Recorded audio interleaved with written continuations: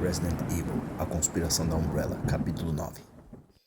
Jill encaixou a pesada peça de cobre com uma estrela gravada em sua posição no diagrama, acima das outras 3 aberturas.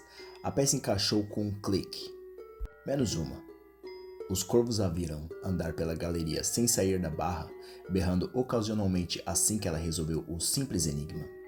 Eram 6 retratos ao todo, do berço ao túmulo, do bebê recém-nascido até o homem velho. Ela presumiu que todos eles eram de Lord Spencer, apesar de nunca ter visto uma foto dele. A pintura final era o cenário de uma morte, um pálido homem deitado cercado por pessoas de preto. Quando ela apertou o botão do quadro, o mesmo caiu da parede, empurrado por pequenos pinos de metal em cada canto. O quadro escondia um pequeno buraco forrado com veludo que continha a peça de cobre. Ela deixou a galeria sem mais problemas. Se os pássaros ficaram desapontados, ela não sabia dizer. Ela suspirou fundo, o prazeroso ar da noite, antes de voltar para a mansão, pegando o computador de Trent enquanto ia. Já dentro, ela passou por cima do corpo no corredor e estudou o mapa decidindo aonde ir.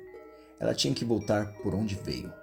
Ela passou pelas portas duplas que davam acesso ao corredor cinza esverdeado com os quadros de paisagens. De acordo com o mapa, a porta única bem à frente da dupla dava em uma pequena sala quadrada que dava em outra maior. Ela abriu a porta, apontando sua arma ao mesmo tempo.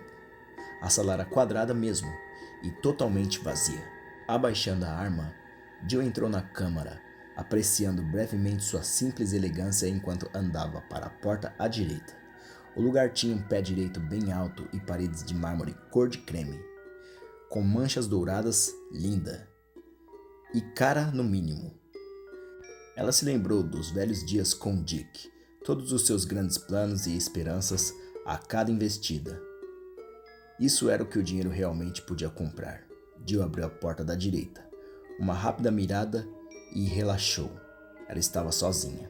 Havia uma lareira à direita, abaixo de um tapete de parede ornado em vermelho e dourado.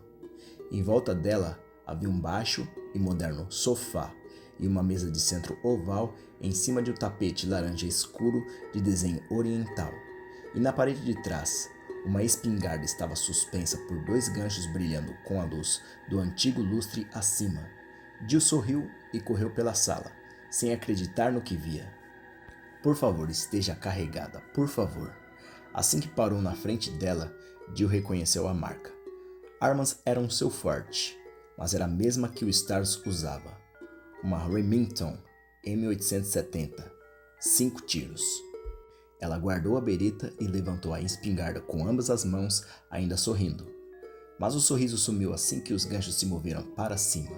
Ao mesmo tempo, houve um som mais pesado atrás da parede, como se metal estivesse mudando de posição.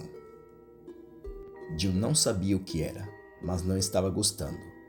Ela girou rapidamente procurando movimento na sala, mas estava tudo normal. Nada de pássaros, alarmes, luzes piscando, quadros caindo da parede. Aliviada, ela verificou que a arma estava completamente carregada. Ela vasculhou a sala, mas não achou mais munição. Não tinha mais nada de interessante lá. Jill foi para a porta, querendo voltar ao hall principal e contar as novidades para Barry. Ela tentou abrir todas as portas do primeiro andar desse lado da mansão. Se Barry fizer o mesmo do outro lado, eles podem partir para o segundo andar e terminar a busca pelos bravos e os outros desaparecidos, e finalmente sair desse necrotério. Ela fechou a porta e andou pela sala quadrada esperando assim que tocava a maçaneta que Barry tenha encontrado Chris e Wesker. A porta estava trancada. Jill franziu, girando a pequena maçaneta dourada. Ela olhou o espaço entre a porta e a moldura. Lá estava, o grosso pino de metal da maçaneta e um outro bem sólido. O resto estava reforçado, mas só tinha um buraco da chave para a fechadura. Poeira veio de cima enquanto o som de válvulas girando preenchia o lugar. Um rítmico ranger de metais em algum lugar atrás das paredes. O quê? Assustada, Jill olhou para cima e sentiu seu estômago dar um nó, sua respiração presa na garganta. O alto teto estava se movendo, estava descendo.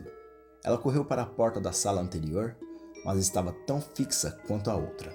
Essa não, essa não. Jill ficou em pânico. Ela voltou para a porta da saída, olhando para o teto. A 10 centímetros por segundo, ela atingiria o chão em menos de 1 minuto. Jill apontou a espingarda para a porta, não se importando com a quantidade de tiros que seriam necessárias. Seus lockpicks não funcionavam naquele tipo de fechadura. O primeiro tiro revelou o que ela já imaginava. A chapa de metal se estendia por toda a porta. Ela procurou uma resposta, mas sua mente estava vazia. Talvez eu possa enfraquecê-la, quebrá-la. Ela atirou na moldura de novo. O tiro arrancou a madeira e quebrou o mármore, mas não o suficiente. O teto descia, agora a menos de 3 metros acima dela. Ela será esmagada. Deus, não me deixe morrer assim. Jill, é você? Uma abafada voz veio do lado de fora. Barry, me ajude. Barry, derrube a porta agora. Jill gritou desesperada. Afaste-se. Jill saiu de perto assim que ouviu um pesado golpe atingir a porta. A porta se mexeu, mas não abriu. Outra pancada acertou a porta, 1,5 metros acima dela. Vamos, vamos! E terceiro golpe. Fez pedaços de madeira voarem e a porta abrir. Barry apareceu na porta, seu rosto vermelho e suado, sua mão alcançando a dela. Jill pulou e ele agarrou seu pulso, literalmente tirando-a de suas botas. Eles caíram no chão enquanto a porta era arrancada de suas dobradiças. Madeira e ferro contorciam enquanto o teto continuava descendo, a porta fazendo uma série de cracks. Com um boom final, o teto encontrou o chão. Estava acabado, tudo tão quieto quanto um túmulo. Eles se levantaram, Jill olhando para a passagem. O lugar foi preenchido por algumas toneladas do que foi o teto. Você está bem? Barry perguntou. Ela não respondeu por um momento. Ela olhou para a espingarda que ainda estava em suas trêmulas mãos, lembrando-se de como estava certa sobre não haver armadilhas lá. E pela primeira vez, ela imaginou como iriam sair daquele inferno. Chris caminhou pelo tapete em frente à escada do hall principal. Rebecca ao lado do corrimão. Não tinha ninguém lá. De algum lugar na mansão, houve um pesado som. Eles levantaram a cabeça escutando, mas era só. Não dava para saber de onde veio. Bom, isso nos leva ao plano B, Chris disse. Qual é o plano B? Chris suspirou, sei lá, mas nós podemos começar checando a sala com a chave da espada. Talvez nós possamos achar mais informações enquanto o time não aparece, um mapa ou algo mais. Ele não queria expô-la ao perigo, mas não queria deixá-la sozinha. Pelo menos no hall principal, não parecia seguro lá. Assim que passaram pelo relógio de pêndulo, algo pequeno e duro quebrou sobre os pés de Chris. Ele se abaixou e ergueu um pedaço de gesso cinza escuro. Haviam outros 3 por perto. Você viu isso da última vez? Ele perguntou. Rebecca balançou a cabeça e Chris se agachou, procurando mais deles. Do outro lado da mesa estava uma pilha de fragmentos. Eles deram a volta na longa mesa, preparando em frente ao monte de destroços. Chris cutucou os pedaços com a ponta dos pés. Pelos ângulos e formas, aquilo deveria ter sido uma estátua. Mas agora é lixo? É importante? Talvez sim, talvez não. Vale uma olhada. Numa situação como esta, nós nunca podemos saber o que pode ser uma pista. O tic-tac do relógio o seguiu até a porta do corredor. Chris tirou a chave do bolso enquanto seguiam à direita e pararam. A porta no fim do corredor estava fechada. Da última vez, ela estava aberta. Chris rapidamente empunhou sua bereta e se aproximou de Rebecca. Alguém deve ter passado por ela enquanto estava no hall principal, reafirmando o sentimento de Chris, que as coisas secretas estavam acontecendo em volta deles. O zumbi atrás deles estava na mesma posição, olhando cegamente para o teto. Chris deu a chave a ela para poder vigiar o corredor. A porta foi destrancada e Rebecca gentilmente a abriu. Chris sentiu que a sala estava segura, mesmo enquanto acenava para Rebecca entrar. Era um piano bar. O grande piano ficava na frente de uma bancada embutida, completa com banquetas ao seu redor. Mas era a suave iluminação ou as calmas cores que davam um ar de tranquilidade? Chris decidiu que era o melhor lugar que já entrou até agora. Talvez um bom lugar para Rebecca ficar, enquanto eu procuro pelos outros. Rebecca se encostou no empoeirado piano enquanto Chris olhava melhor a sala. Havia algumas plantas, uma pequena mesa, uma prateleira do outro lado, mais ao fundo. Só tinha a porta a qual eles entraram, o lugar ideal para Rebecca se esconder. Ele se aproximou de Rebecca, escolhendo as palavras certas. Ele não queria assustá-la, deixando-a para trás. Ela sorriu para ele, parecendo mais jovem do que já era, uma criança. Uma criança que se formou em menos tempo do que você para tirar a licença de piloto. Não ajude. Ela é provavelmente mais esperta que você. Como você se sentiria ficando aqui enquanto eu dou uma olhada na casa? Faz sentido, ela disse. Eu não tenho arma, e se você tiver problemas, eu só vou te atrapalhar. Ela sorriu mais e adicionou. Mas se você for pego por um teorema matemático, não venha chorar no meu ombro. Chris riu tanto pelo defeito quanto pela piada. Ela não era de se subestimar. Ele foi para a porta, parando ao tocar a maçaneta. Eu voltarei o mais breve possível. Tranque a porta e não fique andando por aí, tá bom? Ela concordou e ele saiu da sala. Ele esperou a porta ser trancada e empunhou sua arma, seu sorriso desaparecendo, assim que voltava pelo corredor. O cheiro piorava assim que se aproximava do zumbi morto, passando por ele para ver se o corredor continuava, e parou frio, olhando para o segundo corpo, depois da curva, decapitado e coberto de sangue. Chris reconheceu suas feições como sendo de Kenneth J. Sullivan, e sentiu raiva e determinação ao ver o bravo morto. Isso está errado, tudo errado. Joseph, Ken, provavelmente Billy. Quantos mais morreram? Quantos mais por causa de um estúpido acidente? Ele finalmente virou e voltou para o hall principal. Ele checaria cada porta que os outros poderiam ter usado e matar todos os zumbis que cruzarem seu caminho. Quando Chris saiu, Rebecca desejou-lhe boa sorte, voltando ao piano e sentando-se. Ela passou o dedo pelas teclas, se arrependendo de não ter trazido alguns daqueles papéis do baú. Ela não era tão boa em ficar parada, não ter nada para fazer, só piorava as coisas. Você poderia praticar, sua mente sugeriu, e Rebecca riu um pouco, olhando as teclas. Não, obrigado. Ela sofreu por 4 anos quando criança, antes de sua mãe a deixar em paz. Ela se levantou e procurou algo para deixá-la ocupada na sala. No bar, só tinha alguns copos e guardanapos, todos com pó. Na prateleira da parede havia algumas garrafas de licor quase vazias e vinhos caros lacrados. Rebecca não era de beber, e agora não é uma boa hora para encher a cara. Suspirando, ela olhou para o resto do lugar. Além do piano, não tinha muito o que ver. Na parede à sua esquerda estava uma única pintura de uma mulher, uma planta quase morrendo ao lado do piano, uma mesa que se estendia da parede com copos de martini emborcados. Considerando isso, o piano estava parecendo mais interessante. Ela passou por ele e entrou na pequena abertura à sua direita. 2 estantes estavam lá, uma na frente da outra, vazias. Franzindo, ela se aproximou das estantes. A da frente estava vazia, mas a de trás, ela empurrou a da frente.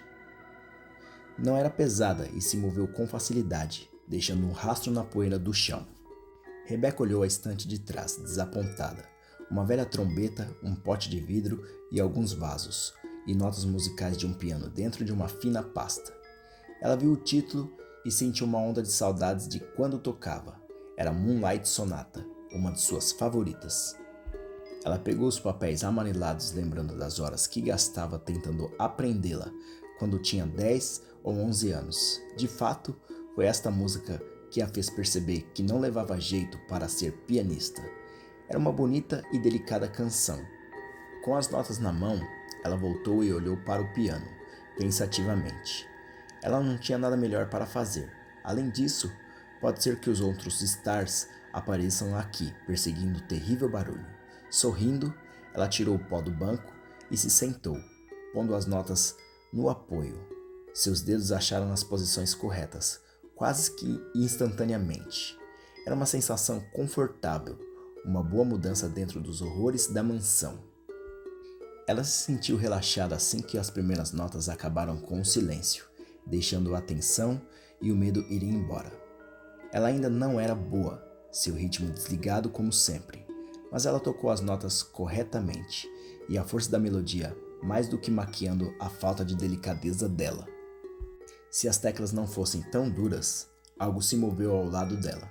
Rebecca pulou, pegando o banco enquanto virava procurando o agressor. O que ela viu foi tão inesperado que a fez congelar por um momento, sem saber o que os seus sentidos a diziam. A parede está se movendo.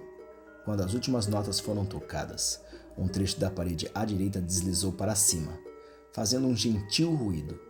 Ela não se mexeu, esperando algo terrível acontecer, mas os segundos passaram e nada mais se moveu. Notas musicais escondidas. Uma estranha rigidez nas teclas, como se estivessem conectadas a algum tipo de mecanismo. A estreita passagem revelou uma câmara escondida do tamanho de um closet de armário, suavemente iluminada, exceto pelo busto num pedestal estava vazia. Ela se aproximou da entrada e parou, pensando em armadilhas mortais e dardos envenenados. E se ela entrasse e alguma catástrofe acontecesse? E se a parede descesse e ela ficasse presa lá, e Chris não voltasse? Rebecca esqueceu as consequências e entrou olhando em volta cautelosamente. Se tinha perigo lá, ela não podia ver. As planas paredes eram cor de café com creme. A luz vinha de uma pequena estufa à direita, um monte de plantas atrás de um sujo vidro que separava os dois ambientes. Ela foi até o pedestal no fundo, percebendo que o busto em cima dele era de Beethoven, compositor de Moonlight Sonata. O pedestal portava um grosso emblema dourado, do tamanho de um prato. Ela se agachou, olhando para o emblema. Parecia sólido, com o desenho de um brasão. Parecia familiar. Ela tinha visto o mesmo desenho em outro lugar da casa, na sala de jantar, sobre a lareira. É isso. Aquele era de madeira. Ela ouviu quando Chris estava examinando a estátua quebrada. Curiosa, ela tocou o emblema, passando a mão no desenho, e o agarrou com as duas mãos. O pesado emblema saiu facilmente, como se não pertencesse àquele lugar. E atrás dela, a parede começou a descer, fechando-a lá dentro. Sem hesitar, ela virou e colocou o emblema de volta na cavidade, e a parede abriu de novo. Aliviada, ela olhou para o emblema pensando. Alguém armou tudo isso para esconder o brasão, então tinha que ser importante. Mas como ela deveria removê-lo? Aquele sobre a lareira abriu outra passagem secreta? Ou o da lareira é do mesmo tamanho? Ela não sabia, mas achava que sim, e que era a resposta certa. Se ela usasse o emblema de madeira para deixar a parede aberta e colocar o dourado sobre a lareira... Rebecca voltou para a sala sorrindo. Chris disse para ela ficar lá, mas ele não demoraria muito. Além disso, quando ele voltar, ela teria algo para mostrar e provar que não era tão inútil apesar de tudo. Fim do capítulo. Deixe seus likes, comentários e se inscrevam no canal. Se vocês ainda não ouviram o prólogo e os capítulos anteriores desse audiobook, cliquem na playlist ao fim desse vídeo. Até mais!